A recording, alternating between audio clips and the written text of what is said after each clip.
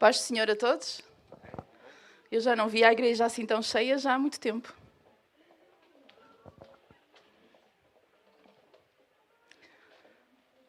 Estamos 4 ou 5 hoje. Muito bom ver 4 ou 5 irmãos. E também são todos bem-vindos, aqueles que nos estão a ver através das plataformas do YouTube, do Facebook, que nos estão a acompanhar desde casa. Queremos mandar saudações para todos, para os membros do corpo e para os visitantes, aqueles que provavelmente ou eventualmente poderão estar a ouvir-nos pela primeira vez. Amém? Vocês creem que Deus pode fazer... Não é? O nosso Deus é o Deus do impossível. Então eu hoje queria falar sobre alguém muito conhecido para nós. É uma história muito conhecida e é sobre uma grande tempestade que eu quero falar. E também quero falar sobre Jesus. Quero falar de uma grande tempestade e quero falar sobre Jesus. Do que é que vocês acham que eu vou falar hoje? Vou falar de uma grande tempestade e vou falar de Jesus. Pois, vou falar sobre Noé. Noé.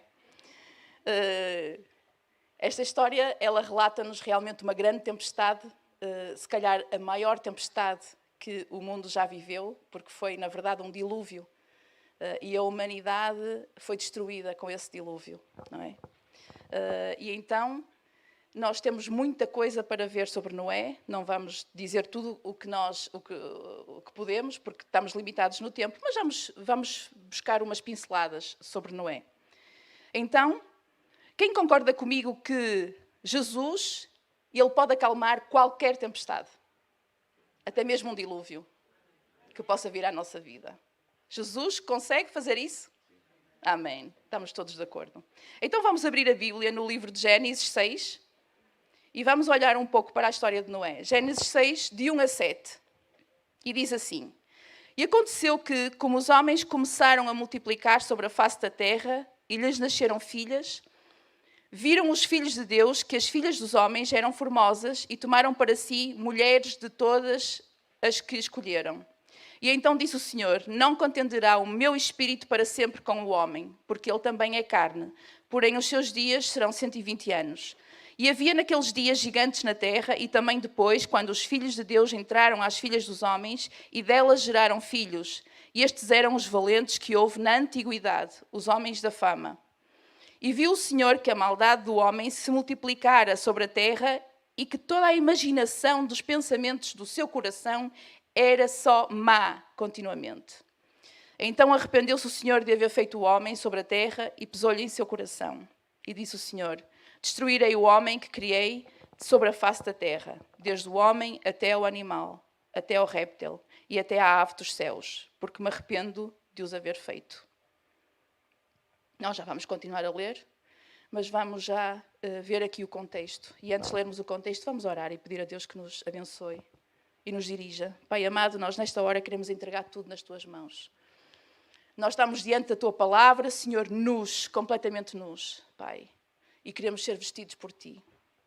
Queremos que Tu fales ao nosso coração, queremos que Tu ministres a Tua palavra ao nosso coração. Estamos aqui para Te ouvir, estamos aqui para aprender mais de Ti. Estamos aqui, Senhor, para Te adorar e para Te exaltar o Teu nome. Pai, agradecemos pela Tua graça, Senhor, e pela Tua misericórdia, que são infinitas na nossa vida, na vida do ser humano. Graças Te damos, Pai, pelo Teu amor com que Tu nos demonstras, Pai, desde o primeiro dia da criação deste mundo, Senhor.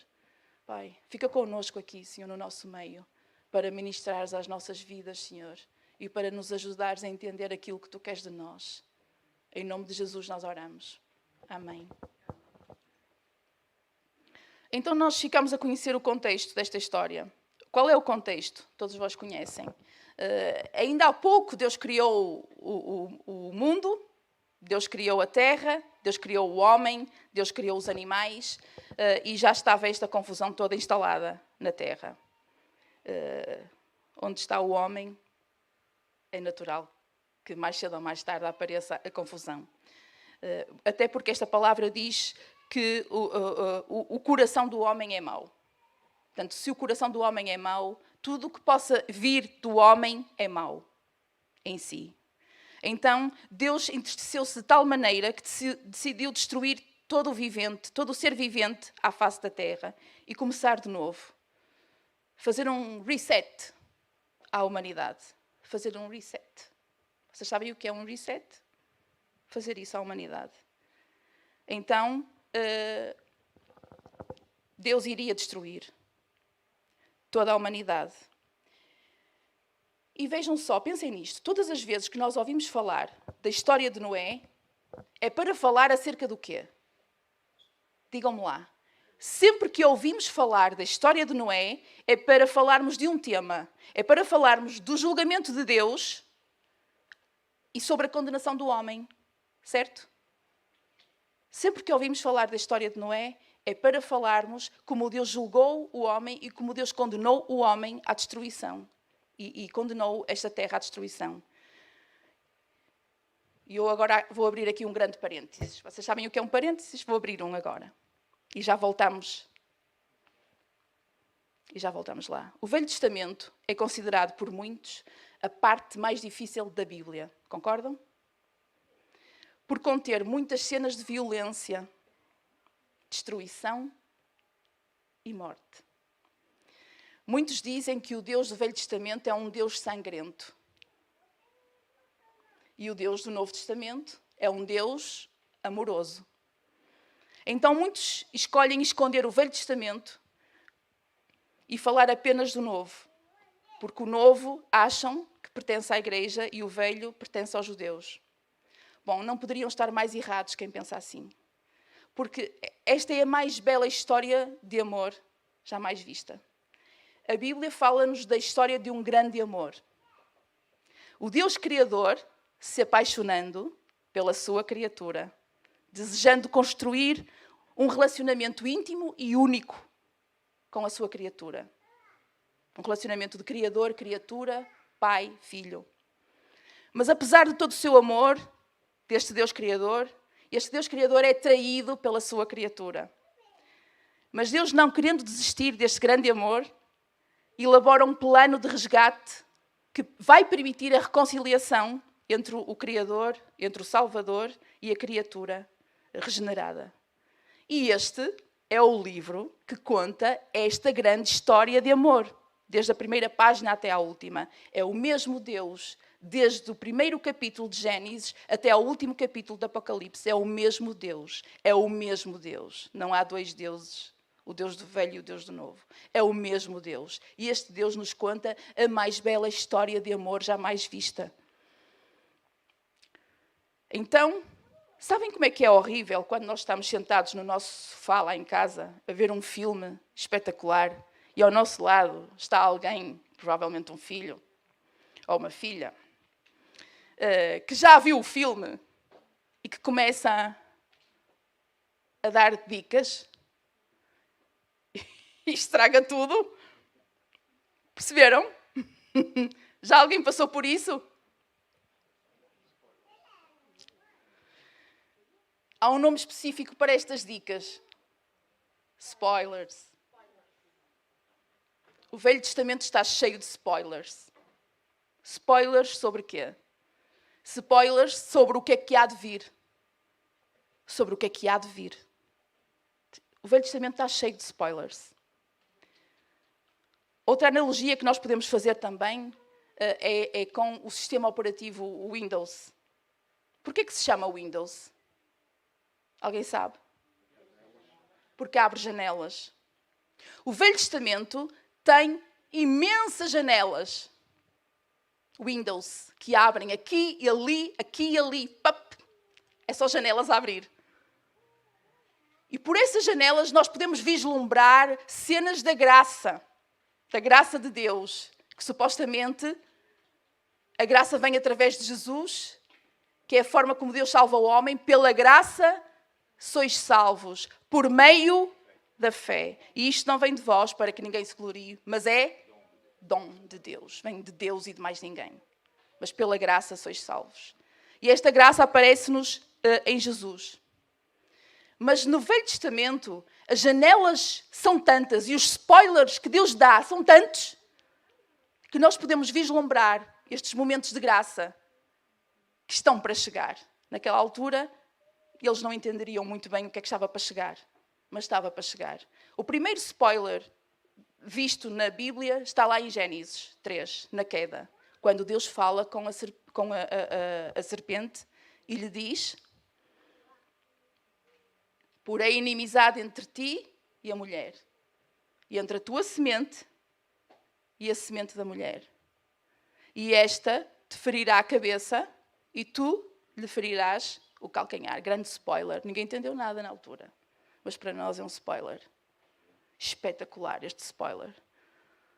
Porque ali Deus fala pela primeira vez que tem um plano.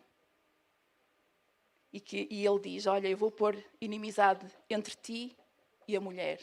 Entre a tua semente, a semente da serpente, que é o diabo, não é? E a semente da mulher. A mulher tem semente? Quem é que tem semente? É o homem. É só por causa do homem que nascem os filhos. Ele tem a semente que deposita no celeiro do depósito. É por causa do homem. A mulher não tem semente. Mas porque é que Deus, que sabe todas as coisas, que é um Deus omnisciente e que sabe tudo, disse a semente da mulher? Porque Jesus Cristo nasceu da mulher e não da semente de um homem. Grande spoiler. Ninguém entendeu nada nesta altura. Mas isto está escrito para nós também. Para nós confirmarmos que Deus é o Deus da verdade. E o Deus da promessa. Esta te ferirá a cabeça e tu lhe ferirás o calcanhar. Isto ficou cumprido onde? Na cruz. Ficou cumprido na cruz.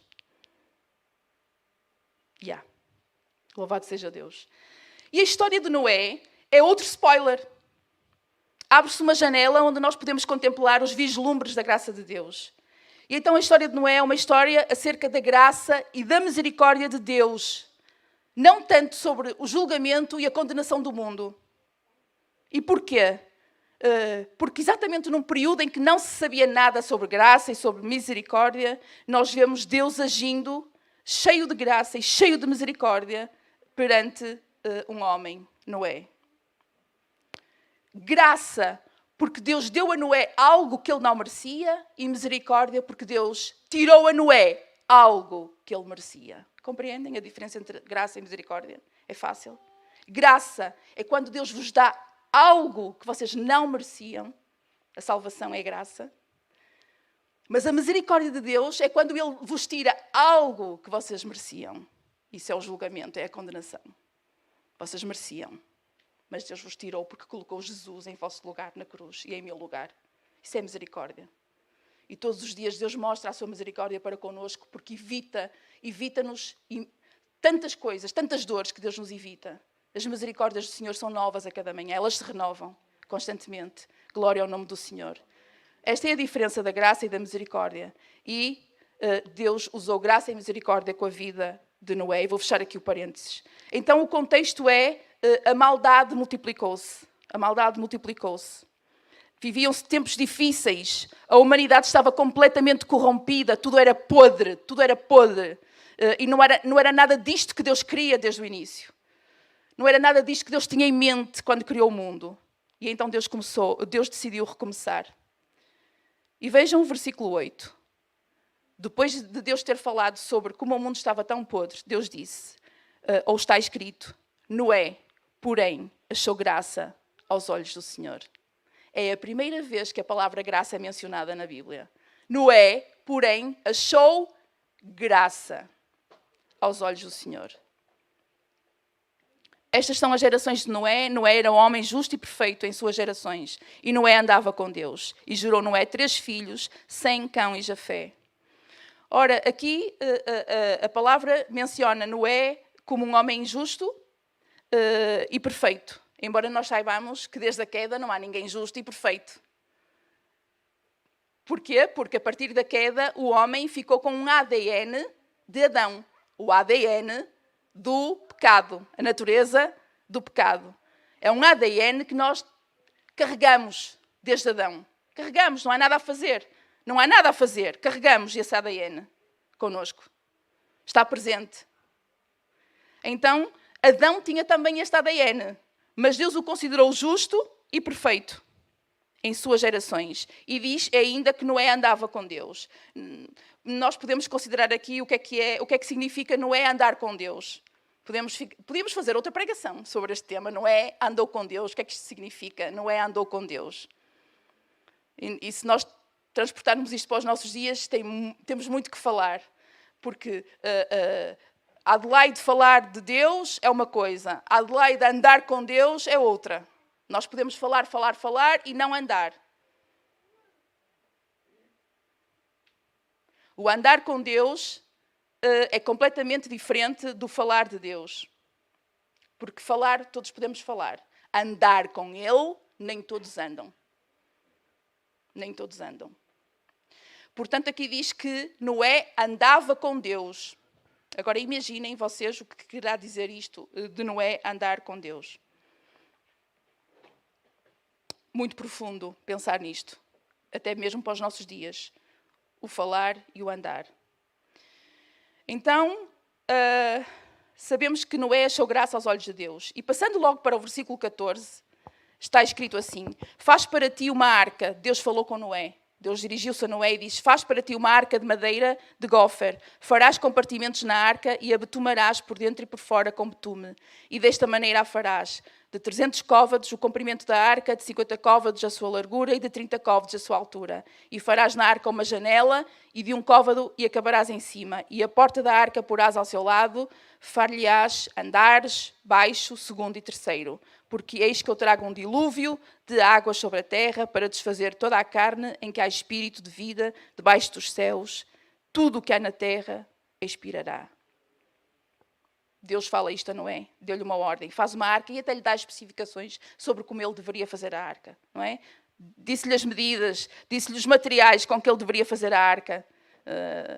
Quando Deus manda fazer uma coisa, é engraçado que Deus normalmente dá todas as indicações. Até mesmo na construção do templo, ele passou tudo aquilo que ele queria fazer, ele passou. As medidas, os materiais, ele passou para se fazer. E aqui ele também diz como é que ele deveria fazer a arca. E diz a Noé: porque eu vou mandar à terra um dilúvio e vai destruir todos. E é engraçado que Deus até mandou pôr uma janela na arca, no topo, e mandou pôr uma porta apenas de lado, nesta arca. E agora atentem para o versículo 18. Mas contigo estabelecerei a minha aliança, e entrarás na arca, tu e os teus filhos, tua mulher e as mulheres dos teus filhos contigo. Com quem é que Deus estabelece a aliança? Com Noé. Quem é que entra na arca? A família toda. Mais uma vez, com quem Deus faz a aliança? Com Noé. Quem é que era justo e perfeito e andava com Deus? Noé. Quem é que entra na arca? A família toda de Noé.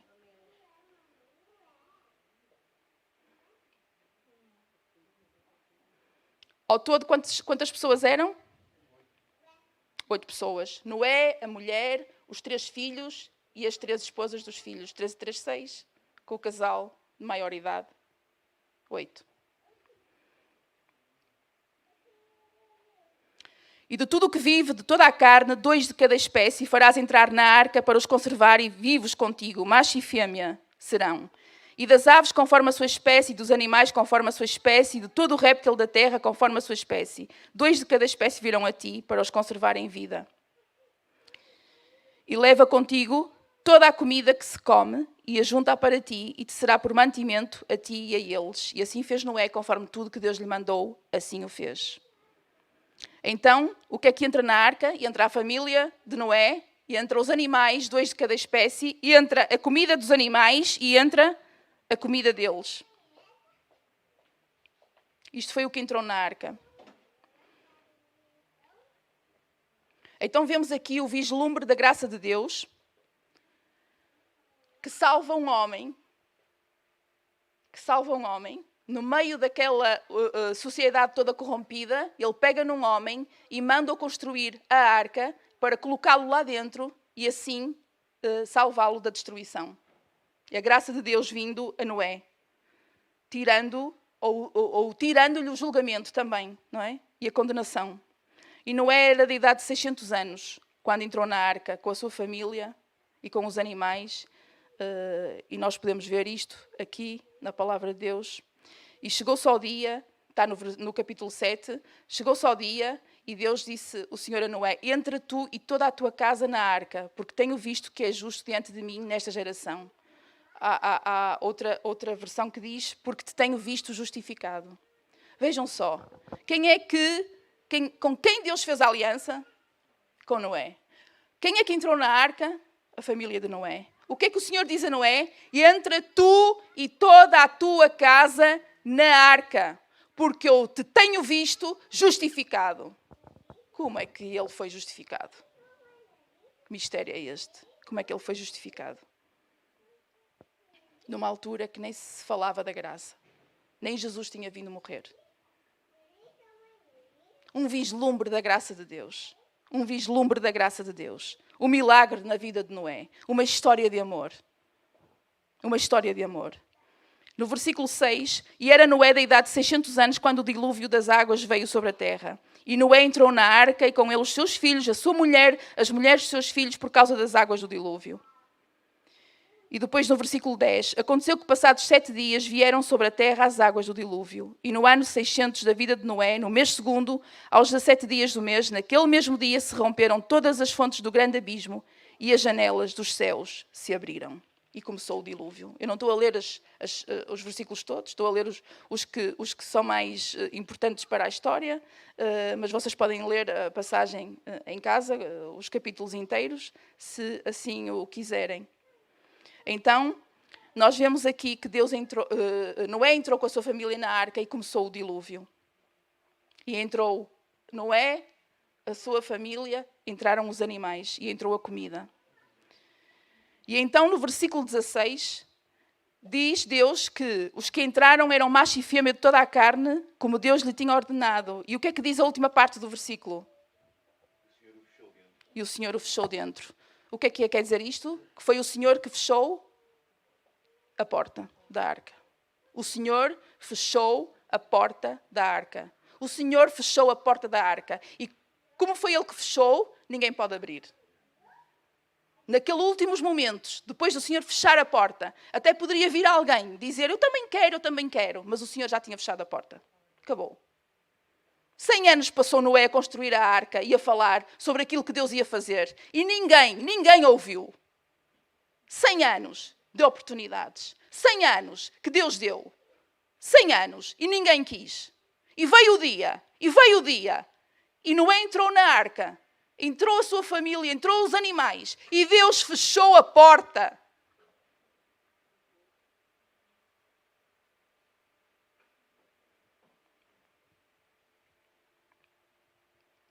Ninguém mais entrou.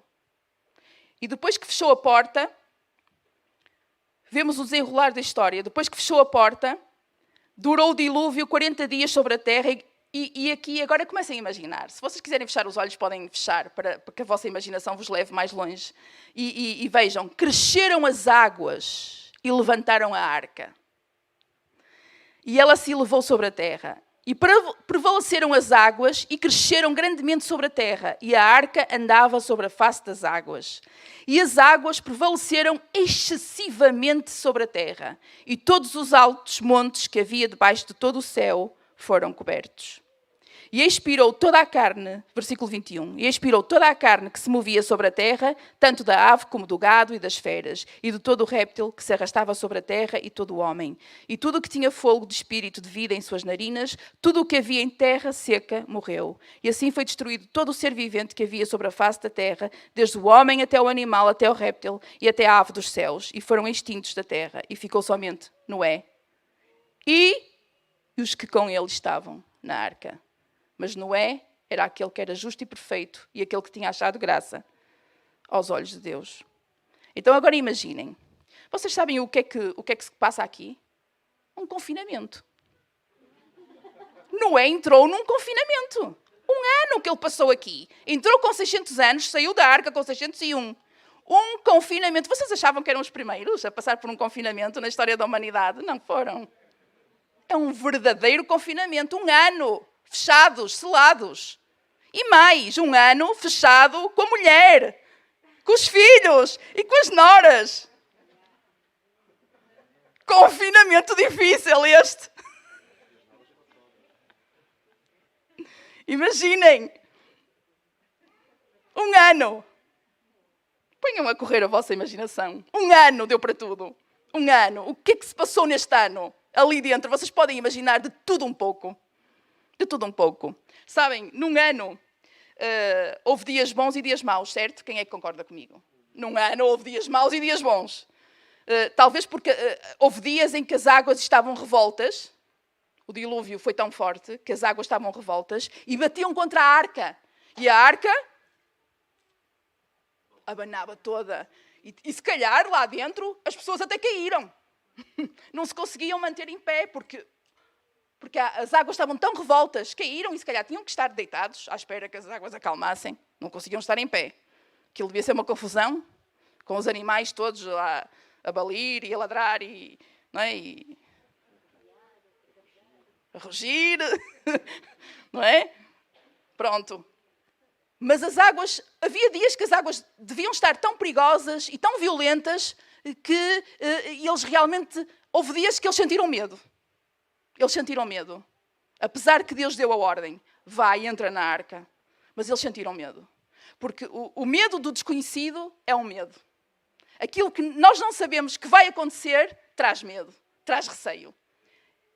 Ainda que Deus tenha dito, sai e vai, sai da casa da tua parentela e vai, sai e vai para ali fazer isto, vai para acolá. Mesmo que Deus dê a ordem, quando nós não sabemos muito mais além disso, vem o medo. Porque nós gostamos de saber o filme todo. Nós gostamos de saber o filme todo. Mas quando Deus não mostra o filme todo, vem o medo. E eu tenho a certeza que eles sentiram medo. Muitos dias foram maus. Muitos dias foram escuros. Escuros porque a tempestade era muito grande, o dilúvio era muito grande, e havia escuridão na terra, e lá dentro da arca, 3 andares a arca, os animais por baixo, com certeza, mas que escuridão devia ser ali dentro daquela arca. Não havia eletricidade, não havia nada. Que escuridão. E se eles quisessem sentir um bocadinho de luz que fosse, para onde é que eles tinham que olhar? Para cima, que era onde estava a única janela. A única janela, por onde poderia filtrar um pouco de luz que fosse, estava no topo da arca.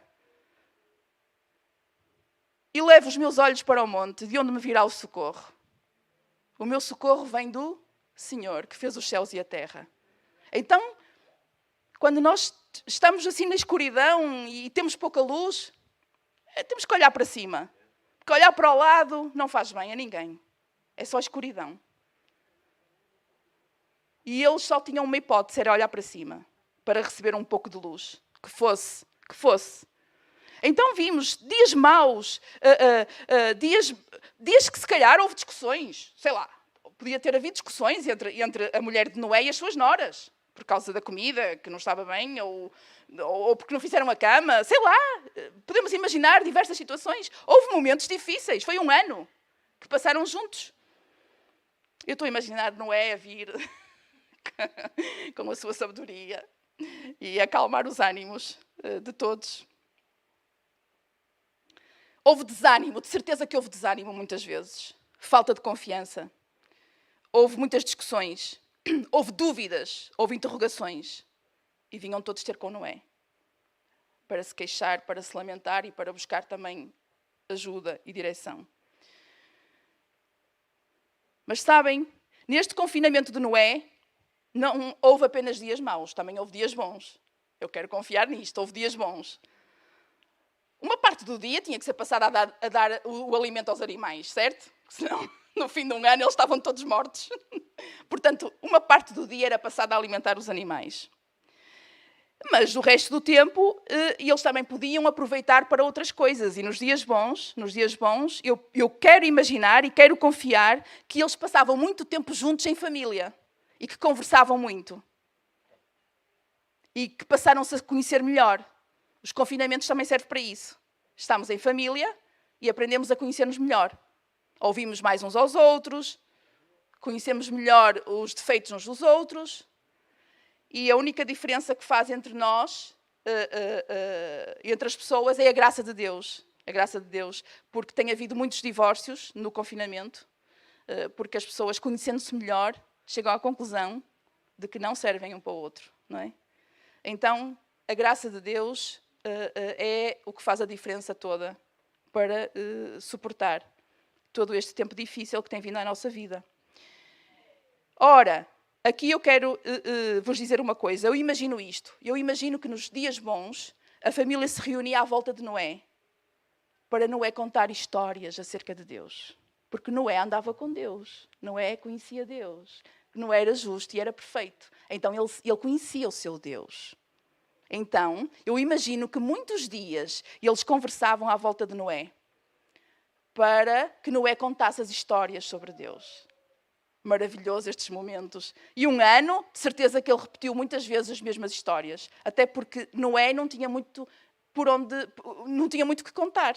E eu agora vou pedir ajuda ali da multimédia para mostrar uns slides que eu preparei, só para vocês perceberem melhor aquilo que Noé conhecia acerca de Deus. Vocês estão a ver? Este é o primeiro slide que eu vos queria mostrar. E o que é que Noé conhecia acerca de Deus? De ouvir falar, porque nem sequer havia nada escrito. De ouvir falar. Então Noé conhecia Gênesis 1, que é a criação. Ele conhecia como é que Deus criou o mundo, como é que Deus criou a terra, como é que Deus criou os animais, como é que Deus criou o homem, como é que Deus criou a mulher. Ele conhecia, ele sabia essa história, porque foi passada até ele ouviu. Então, eu imagino as vezes que ele não terá contado isto aos filhos e às noras e à mulher. O que é que ele conhecia mais? Ele conhecia o capítulo 3, a queda. Como é que foi a queda do homem? Como é que o homem e a mulher desobedeceram a Deus? E ficaram separados do amor de Deus. Ele conhecia essa história, porque lhe contaram, e ele passou dias a contar esta história.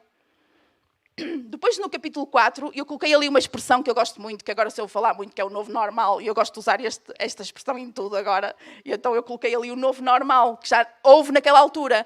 O que é que foi o novo normal? Foi a vida de Adão e Eva, depois de terem sido expulsos do jardim. Era muito bom no jardim, mas acabou-se o bem bom, e foram viver a vidinha deles com o seu suor e com o seu esforço. Isto foi o novo normal para Adão e Eva. Portanto, eles foram viver o novo normal, fora do jardim. Gênesis 4. Depois temos o Gênesis 5, que é a genealogia desde Adão até Noé. Podes passar para o próximo, Conceição?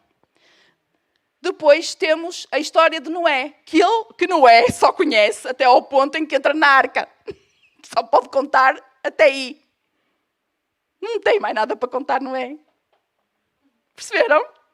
Não tem mais nada para contar, só isto. Mas o que ele tinha para contar, contou. E só para vos dar a pincelada, a entrada na arca é no 7, a saída na arca é no 8, no 9 é a bênção de Deus e a confirmação da aliança, quando surge o arco-íris.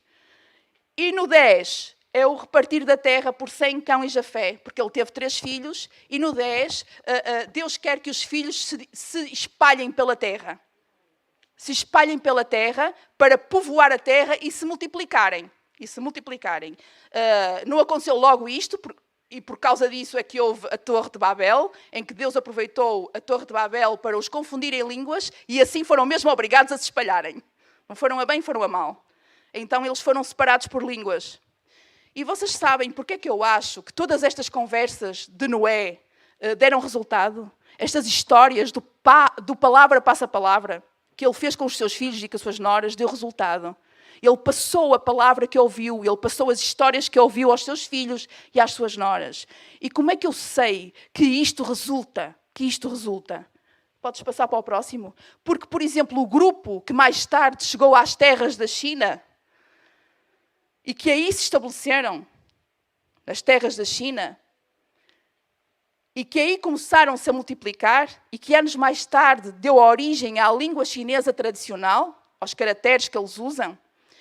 Há imensas palavras no dialeto naquele dialeto chinês, em que as palavras são compostas por vários caracteres. Eu trouxe um exemplo para vocês. Aqueles caracteres, 3 amarelos, é a designação de barco.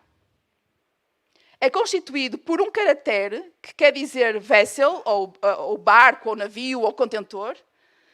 Aquele em cima, amarelo, quer dizer 8, e o outro quer dizer pessoa ou boca. Normalmente é boca. Então, para os chineses, o conceito, a ideia de barco é um contentor com 8 bocas. Onde é que eles foram buscar este conceito de barco? Quem foi que entrou na arca? 8. Este não é o único exemplo que existe. Na língua chinesa, na língua tradicional, existem muitas palavras que têm histórias por trás dos caracteres. Mas é tudo palavras relacionadas com os primeiros capítulos de Gênesis. Tipo a palavra proibir, ordem, mulher, árvore, jardim. Tudo palavras relacionadas com os primeiros capítulos de Gênesis. Vejam lá como interessante é. O que é que isto nos diz? Nos diz que a palavra, passa-palavra, foi tão potente, que passou de geração em geração. Aquelas histórias que eles ouviram por dias e dias e dias e dias, eles passaram aos seus. Até chegar àquelas terras longínquas, eles continuaram a passar aquelas histórias. E nós dizemos assim, sim, mas a China é uma nação politeísta. É agora, mas nem sempre foi. A China foi uma nação monoteísta até às primeiras dinastias.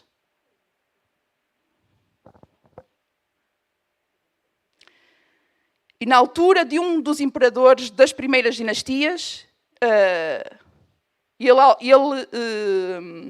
alterou o nome que eles adoravam naquela altura na China era Shang-Ti, quer dizer o Senhor do Céu. Era o Deus deles. Shang-Ti, o Deus do Céu. E a China era monoteísta. E este imperador, a partir de um momento, ele chamou a si um nome, o nome de o suficientemente bom. E só ele é que poderia prestar culto ao Shang-Ti. E todo o povo tinha que prestar culto ao imperador. E a partir daqui, e por gerações, tudo começou a cair. Tudo começou a cair. E a China foi aos poucos se tornando politeísta. E depois, com a vinda de Buda e de Confúcio, tudo se degenerou. Mas a China foi, por muitos e muitos anos, monoteísta e adorava o Deus do céu. Isto foi fruto do palavra passa palavra, porque não havia mais nada. Então, estas conversas de Noé, elas deram resultado, sim, deram resultado. Acabando este confinamento, passado um ano, vocês podem imaginar, e já podem retirar, foi só mesmo para explicar. Passado, nos versículos a seguir, do capítulo a seguir, nós vemos a história da saída da arca deles. Não precisamos de ir até lá, mas sabemos que eles saíram da arca. Noé levantou um altar a Deus na terra onde saiu, confirmou a sua aliança com Deus, ou Noé confirmou a sua aliança com Deus, e os seus filhos foram mandados espalharem-se pela terra. Foi isto que aconteceu. Então, esta janela que nós estamos aqui a ver com Noé, abre-se no início, praticamente no início do mundo, não é?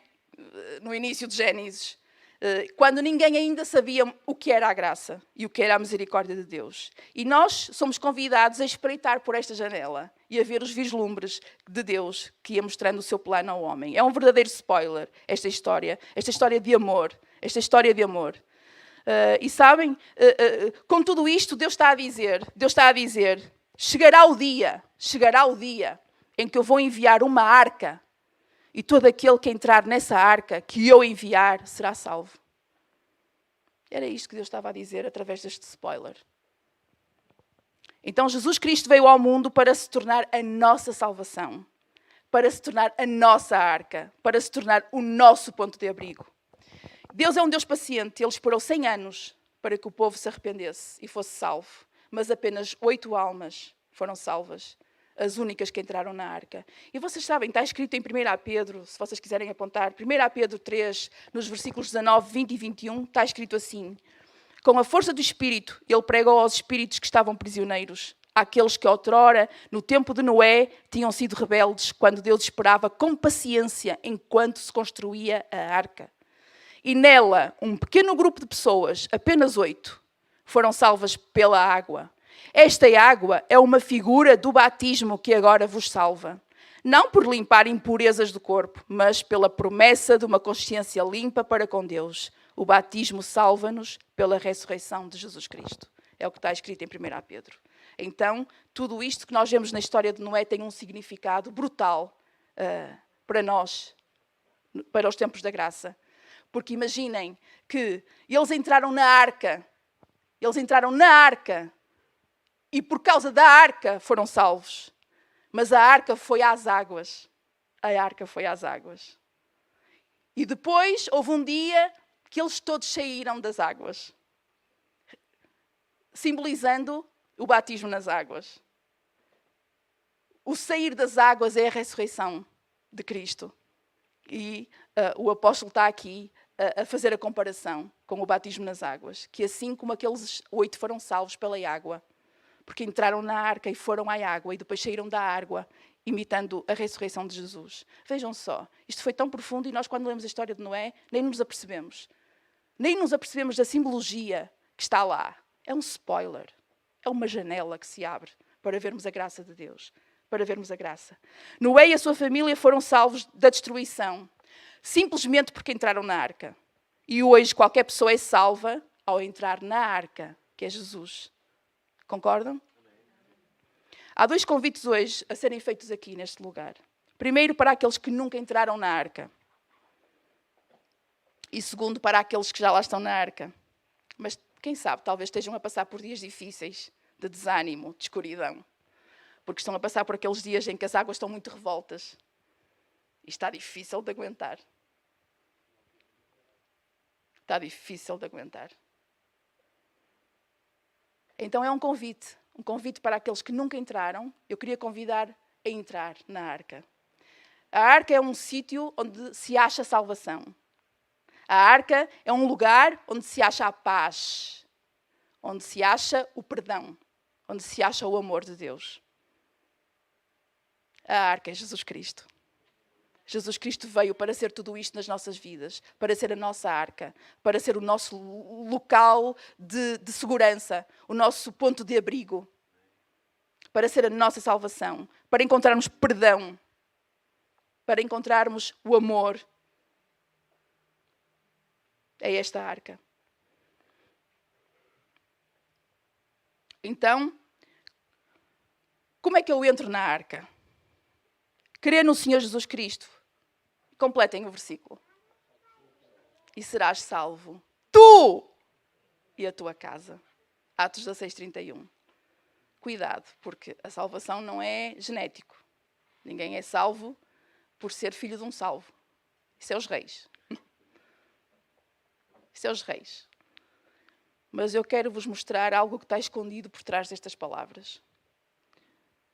Noé era o justificado. Mas por causa de Noé, a sua família foi salva. E eu acredito, por aquilo que está escrito, que a família de Noé, toda ela foi salva, também foi justificada. Porque todos foram na arca e todos foram às águas. E todos mudaram de vida.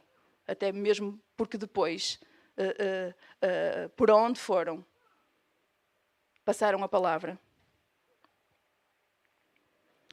Então, quando Deus diz que tu serás salvo, tu e a tua casa, se tu creres no Senhor Jesus, não quer dizer que a tua casa vai ser salva só porque tu quiseste. Mas há aqui uma promessa por trás. É a promessa que Deus diz que te dá a tua casa também. Dá a tua casa também. Então, porque é que muitas vezes não nos dá a nossa casa? Porque se calhar tu não estás a refletir a imagem de Cristo em ti. E ninguém se sente atraído a Cristo. Crê no Senhor Jesus Cristo e serás salvo, tu e a tua casa. Quando nós cremos no Senhor Jesus Cristo e mudamos de vida e começamos a andar com Deus, temos que começar a refletir o que Deus é em nós. E isto tem que se refletir para todos, para a família que está ao nosso lado. e de levá-los a um ponto que eles se sintam atraídos por aquilo que eu estou a mostrar.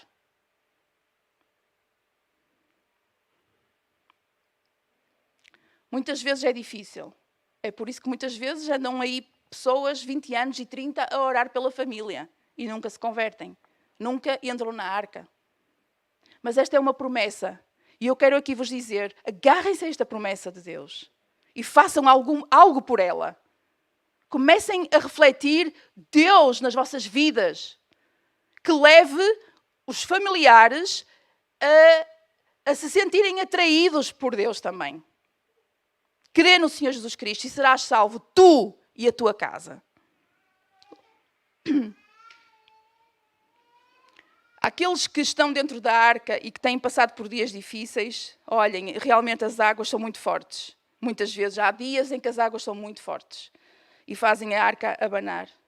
Tantos problemas vêm à nossa vida, tantas situações difíceis que vêm à nossa vida, seja em qualquer área, seja em qualquer área. E muitas vezes nós até acabamos por abanar dentro da arca.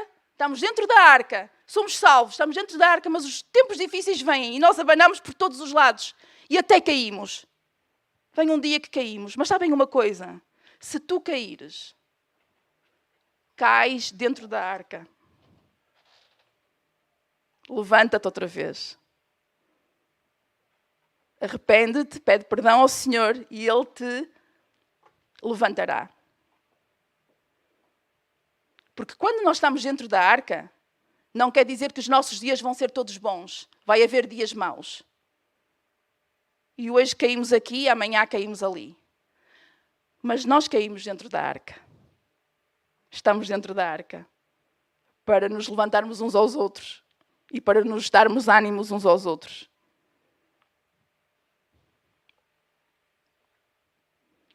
Então, cuidado com as águas revoltosas que vêm contra a arca. Cuidado com o medo do desconhecido. Vocês sabem o que é que faz combater o medo? Nós, como filhos de Deus, temos uma ferramenta que nos foi dada que faz combater o medo que sentimos em muitas situações. Qual é essa arma? É a fé. E como é que se desenvolve a fé? A fé vem pelo ouvir, e o ouvir, a palavra de Deus, não é ouvir qualquer coisa, como é óbvio. Então, se queres desenvolver fé, para que não tenhas medo nos dias maus, então, esta é a ferramenta certa para ti. Desenvolve a tua fé ouvindo a palavra de Deus. Ouvindo a palavra de Deus. Desenvolve a tua fé para combateres o medo do desconhecido, quando o medo vem à tua vida. Quando Deus te diz uma coisa para fazeres e não sabes muito mais além disso. Não sabes como é que vai ser o dia da manhã. E nos momentos também de escuridão, em que a escuridão aperta, que não vês muita luz à tua volta, eu convido-te a olhares para cima. A olhares para Jesus. Não olhes para o lado, não olhes para o teu irmão. Não olhes para o pastor. Não olhes para a liderança da igreja. Não olhes para os teus irmãos, porque nós somos todos humanos. E nós caímos. E se tu olhas para nós como que se nós fôssemos um exemplo de perfeição, mais cedo ou mais tarde, mais dia, menos dia, vais acabar te desiludindo completamente. Não olhes para ninguém. Ouve as pessoas, porque os irmãos têm não só o privilégio, mas a obrigação de te amar, como um irmão, como pertencente ao corpo, e de te acompanhar nas lutas, de chorar contigo, de se rir contigo, mas não olhes para os irmãos como se fossem o auge da perfeição. Porque há um auge da perfeição apenas, e esse é Cristo. E nós temos que olhar para cima, que é de onde vem o nosso socorro. Olhem para cima, para Jesus. Não vale a pena olhar para o lado. Do lado vem escuridão. Portanto, hoje nós dizemos que Deus enviou o seu Filho, amado ao mundo, para que não morrêssemos, mas para que tivéssemos vida. E Ele é a nossa arca. A solução vem sempre de Deus. Deus providenciou a arca para salvar a família de Noé. Deus também providenciou a nossa salvação, enviando o seu Filho para nos salvar. E como aquela música que nós cantamos hoje, vem à sua presença. Quem é que se lembra do resto das palavras? Venha à sua presença. perdão no Pai, encontrarás, e eu vou acrescentar, na arca, em Jesus. E que mais? Que mais palavras? Rendido a Cristo, seu sangue comprou-nos o quê? A paz. Esta foi a solução que Deus providenciou para nós. Vem a Cristo. Vem a Cristo. Encontrarás perdão e paz. Então Deus usa a graça e a misericórdia para contigo todos os dias. Todos os dias Deus usa de graça e misericórdia com este povo. Até, ora completem, até que a porta se feche, porque um dia vai fechar. Nós não sabemos quando, mas a porta vai fechar e não somos nós que a fechamos. A porta vai fechar. Enquanto é tempo, entra na arca. Entra na arca. Um dia a porta vai fechar. E hoje é o dia que Deus escolheu para tu ouvires esta palavra.